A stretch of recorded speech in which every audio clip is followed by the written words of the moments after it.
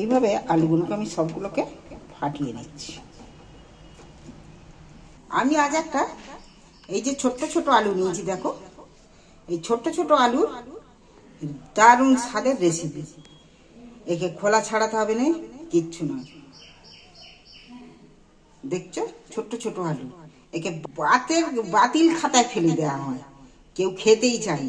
কিন্তু আমি একে যা ধরনের রেসিপি বানাবো খুব সহজ পদ্ধতিতে বানিয়ে দেবো। খোলা ছাড়ানো মানে কষ্টর, খোলাটাই ছাড়াতে হবে না। আমি প্রথমে ভালো করে ধুয়ে নেব, নিয়ে দেখো কি করি। আলুগুলো প্রথমে আমি ভালো করে ধুয়ে নেব। দেখো পরিষ্কার করে আলুগুলো ধুয়ে নিয়েছি, আমি একদম চকচকে করে আলুগুলো ধুয়ে নিয়েছি। এবার আলুটা একটু জল ছড়িয়ে নিই। জল ছড়ালেও হবে, না ছড়ালেও হবে। এখানে আমি একটা গ্যাসে কড়া বসিয়েছি আর গ্যাস জ্বেলে দিচ্ছি। কড়ার মধ্যে আমি জল ঢেলে দিচ্ছি। এবার আমি ধোয়া আলুগুলো জলের মধ্যে ঢেলে দিই। নুনও আমি 1 চামচ নুন দিয়ে দিচ্ছি এর মধ্যে। নুনটাকে একটু ঘেঁটে দিচ্ছি। এর মধ্যে একটা থালা চাপা দিয়ে দিচ্ছি যাতে তাড়াতাড়ি সেদ্ধ হয়ে যায়। দেখি আলুটা সেদ্ধ বসিয়েছিল, আলুটা সেদ্ধ হয়ে গেছে। আলুগুলো আমি তুলে নিচ্ছি একটু জল ঝাড়িয়ে, একটা জায়গার মধ্যে কেটে নিচ্ছি।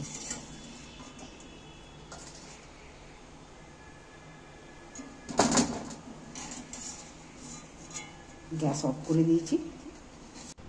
আলুগুলো ভাজার জন্য আমি এখানে একটা প্যান নিয়েছি।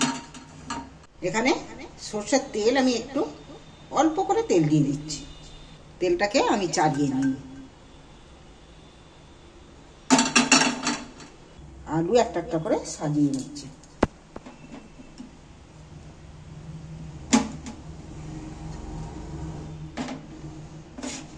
দুবার ধরে ভাজতে হবে।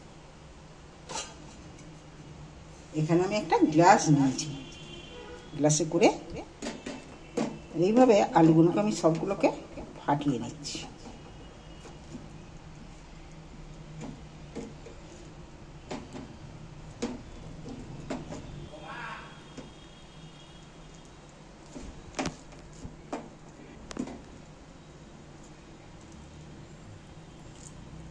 আলুগুলো আমি সব গ্লাসের পথ দিয়ে, বাটি হোক গ্লাস হোক, গ্লাসের পথ দিয়ে আলুগুলো সব আমি থেপসে নিয়েছি। এবার আমি গ্যাসটা জ্বেলে দেবো। দেখি আমি আলুগুলো এক পিস করে উল্টিয়ে দিচ্ছি।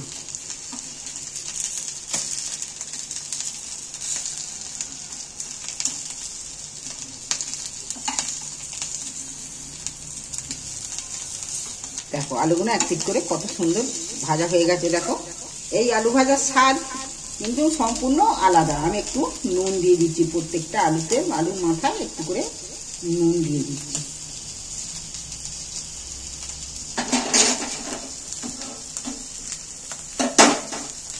এখানে আমি একটু মরিচ গুঁড়ো দিয়ে দিচ্ছি।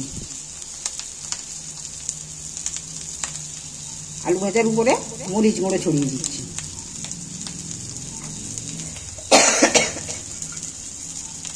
এখানে আমি শুকনো লঙ্কা ভেজে গুঁড়িয়ে রেখেছি।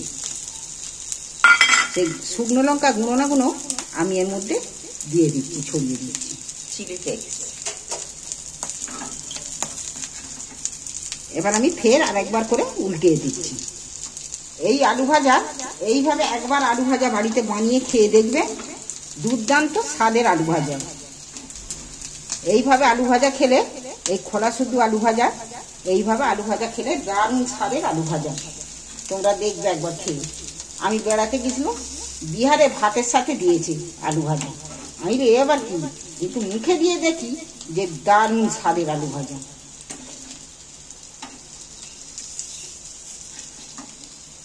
তা আমি সেইটা আমার ছেলে মেয়েদেরকে ঘরে করে খাওয়াতে, যে আমি তাহলে শুধু খাওয়াবো কেন, তাহলে নিয়ে দিয়ে খাই। ওই জন্য এটা তোমাদের সাথেও শেয়ার করছি। এই আলু ভাজাটা, এই আলু ভাজা মুখে লেগে থাকবে। এর সাথে শুধু আলু ভাজা না, আলু ভাজার সাথে আবার এর সাথে এও দিয়েছি, চাটও দিয়েছি। তবে আমিও বানাবো চাটটা। আলুগুলো ভাজা, কি সহজেই আলু ভাজা হয়ে গেল। আলু ভাজা দারুণ স্বাদের রেসিপি আলু ভাজা। এটা কিন্তু যেমন দেখতে হয়েছে তেমন খেতেও হবে। আলু ভাজা আমি প্লেটের মধ্যে তুলে নিচ্ছি।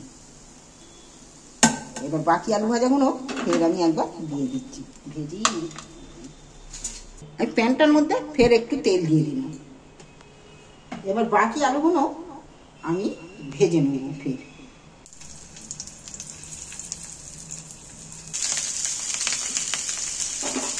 ফের আমি নুন দিয়ে দিচ্ছি প্রত্যেকটা আলুতে। একইভাবে নুনগুলো দিয়ে দিচ্ছি। ফের আমি এক পিঠ করে উল্টে দিচ্ছি।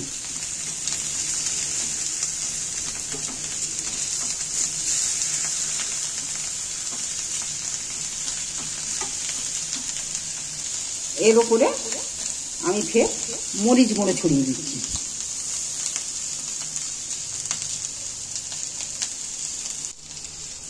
আবার আমার শুকনো লঙ্কা ভেজে গুঁড়োনো ছিল, লঙ্কাগুলো এর মধ্যে ছড়িয়ে দিচ্ছি একটু একটু করে।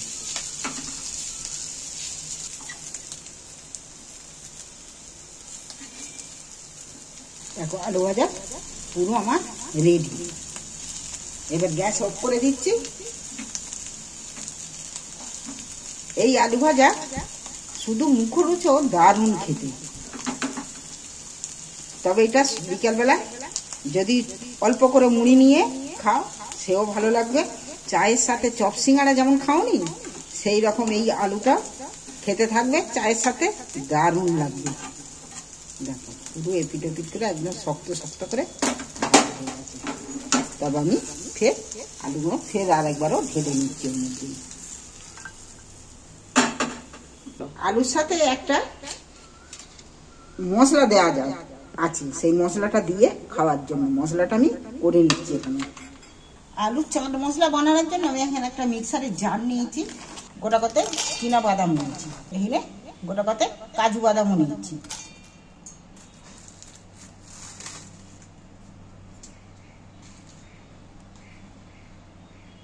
এর সাথে 1 চামচ টক দই নিচ্ছি, 2 চামচ টক দই নিন। স্বাদ মতো আমি একটু নুনও দিয়ে দিচ্ছি, এতে 1/2 চামচের মতো চিনিও দিয়ে দিচ্ছি। কাঁচা লঙ্কা ভেঙে দিচ্ছি, 2 টুকরো করে কাঁচা লঙ্কা দুটো দিয়ে দিন। মিক্সারটা আমি একটু দিয়ে নিই।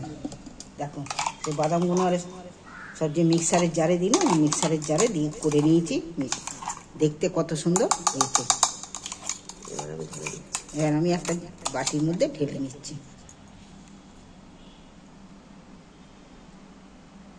তোমাদের ভালো লাগলে এই আলু ভাজা, এইভাবে আলু ভাজা করে খাও। ভালো লাগলে চ্যানেলটা সাবস্ক্রাইব করবে, আর কেমন লাগলো কমেন্ট করে জানাবে যেটা কেমন লাগলো। দেখি একটুখানি খেয়েই প্রথমে।